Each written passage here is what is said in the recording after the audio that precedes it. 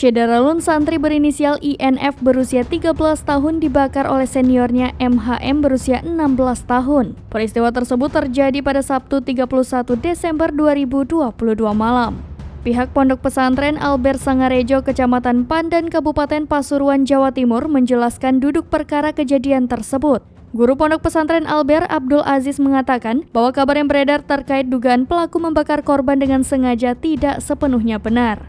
Abdul Aziz menegaskan kejadian ini dianggap sebagai kecelakaan, tidak ada unsur kesengajaan. Hal itu disampaikan kepada tribunjateng.com melalui sambungan telepon pada Senin 2 Januari 2023. Namun, terkait proses hukum, pihak Pondok Pesantren menyerahkan kasus tersebut sepenuhnya kepada Polres Pasuruan. Tak hanya MHM, saat ini beberapa santri juga dipanggil oleh pihak kepolisian. Sementara itu, Kepala Pondok Pesantren Albert, Muhammad Fatikur Rahman, mengatakan berdasarkan penelusuran jajaran Pondok Pesantren atas peristiwa tersebut, korban sebelumnya memang diduga mencuri.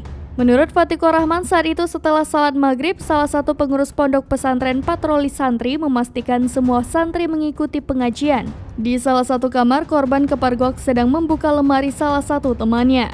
Saat ditanya, INF yang merupakan korban mengaku sedang mengembalikan uang yang pernah dicurinya. Atas peristiwa itu, pengurus Pondok Pesantren bermusyawarah dan meminta salah satu wali kamar untuk menanyai korban terkait uang milik siapa saja dan nilai uang yang telah dicuri korban. Saat interogasi sedang berlangsung, MHM yang merupakan pelaku datang sambil marah kemudian menanyai korban apakah ia mencuri uang pelaku juga. Salah satu teman MHM lantas melemparkan botol plastik berisi bensin ke tembok yang disandari oleh korban dan tumpah mengenai korban. Wali kamar yang sudah berupaya untuk menyingkirkan botol berisi bensin tersebut, namun pelaku tetap marah dan mengambil korek sambil mengancam korban agar mengakui perbuatannya. Pelaku mengancam apabila korban tidak mengaku akan membakar tubuhnya. Lantas, api itu benar-benar menyulut tubuh korban yang sudah berlumur bensin tersebut. Akibat kobaran api itu, tubuh korban mengalami luka bakar di punggungnya hingga harus dilarikan ke Rumah Sakit Husada Pandan. Korban lalu dirujuk ke RSUD Sidoarjo. AKP Faruk Ashadi Haiti kepada tribunjateng.com melalui sambungan telepon pada Senin 2 Januari 2023 mengatakan, saat ini pelaku telah ditetapkan sebagai tersangka oleh Satreskrim Polres Pasuruan. Ia dijerat dengan pasal 80 Undang-Undang Republik Indonesia Nomor 35